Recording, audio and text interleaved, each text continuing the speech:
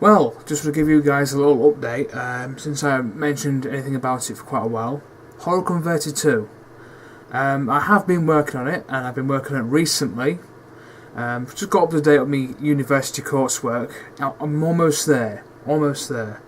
The end of the semester is coming up. It's the end of this month. So, not long now. Not long now. And I just want to give a little shout out to a fellow YouTuber. I do apologise if I mispronounced this. Justex Belmondo. This YouTuber made a very special Doom mod and video based off my first Horror Converter. And I tell you something, I couldn't be happier. This is something that I never would imagine ever happening. I was very choked up. I just couldn't believe it. The biggest issue is I couldn't play it. I downloaded it and the zip file was corrupted, and I was like, I want to play it, you know. And yeah, a very, very big thank you. In fact, here's the video here.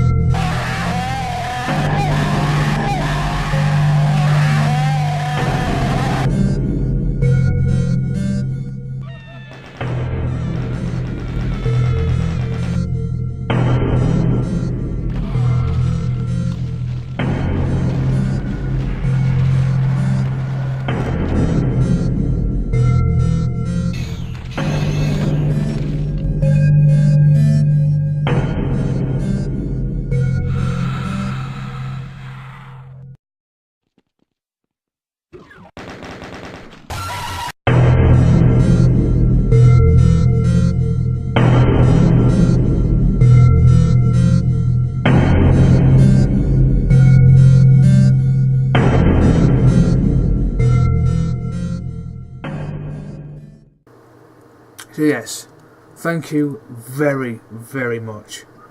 That is massively appreciated. I can't stress it enough.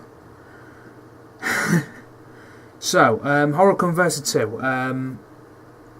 There's going to be no gameplay in this video. Sorry, but I want to make sure this is top notch. There's a lot of things that are different compared to the first one, and a lot of things that have improved. For example, in the first version, in the first Horror Converter, I tried simulating darkness by having the level spawn invisible entities, which emitted black light, which emulates darkness. It sort of worked, but the biggest issue was when you try and shine a flashlight on it, it would just be dark at night. We wouldn't be able to see anything. So I've managed to do a little trick with ACS, which actually tells the level to lower the lighting. And I've also done something different with the weapons. It's not going to be like, you know, submachine gun, LMG, javelin, rocket launcher. It's going to be like specific guns, and each have a certain purpose. Like, use a pistol for accuracy and, you know, to start off with, and you can find a sawed-off shotgun. It'll be very powerful, but it will take a while to load.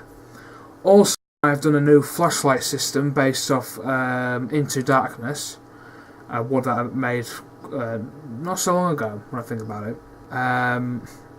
of course, in Horror Converter 2, we've got more range, and it works. It's like a proper flashlight. Instead of just one long beam, so instead of a long beam, it works like that. So it's got opens like a proper flashlight, and you can turn this flashlight on and off, and use your guns at both at the exact same time. So you don't have to just hold, right trigger. Yeah, right trigger to use a flashlight, because in the first one you had to hold the button down, and you couldn't fire while you're holding it down. So you had to let go of the flashlight and just fire into the darkness and your target. This time you press it, it turns on, and you can fire your gun at the same time. I hope that makes sense. With the monsters, you're not going to have many monsters to fight. Instead, some will be there, some will spawn, some will have the Sin 1 mechanic, where you enter a room, there's nothing there, you leave, come back, and they all appear. Some will have that, but it won't be like very scary monsters, just like the odd zombie or maybe a ghost. The real meat of the wad comes from the ACS programming. So what will happen is, it'll run for like a random number generator, and if it hits a certain number, it'll spawn a monster. So far, what it'll do is it'll spawn like an invisible entity that runs around the map, and eventually it'll stop, disappear, and spawn a monster. This can range from just a ghost,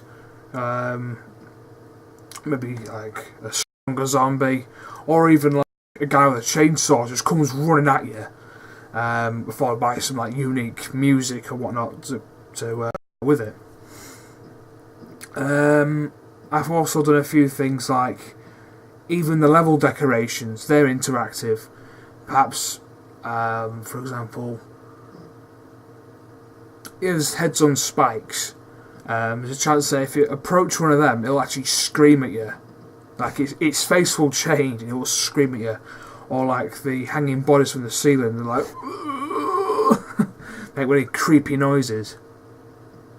That's another thing. You'll have like ambient sounds that randomly play. It might be an on-screen jump scare, like a face going right at you. But it's not going to be very frequent either. It's going to be quite paced out, so you've got time to build up tension and perhaps like bang, random scare. So yeah, I've really sat and thought about this. I didn't want to sort of just throw it together. I wanted to make this something special, because Horror Converter 1's had quite a lot of attention. It's more attention than ever expected, because I never really expect anything to gain much popularity or have many views. And so it's always very special to me when something like that gains notice. I mean, when I started seeing people do videos of it, I was like, oh wow, like, oh jeez, like it's, I can't thank you guys enough. So, stay frosty, keep a lookout. I will be updating again soon. Documenting again soon my progress. And yeah. Also, something to keep in mind, I said Sin 1. Okay. I'll see you guys in the next video. As a matter of fact, my next video will most probably be my coursework. So, because with my coursework, we've tasked to make a film for minimum of 5 minutes, maximum of 30 minutes. It can be anything. We basically just said make a film and make it look good. So, the horror genre, it's actually a little short ghost story. And, yeah. I'll see you in the next video. Stay tuned.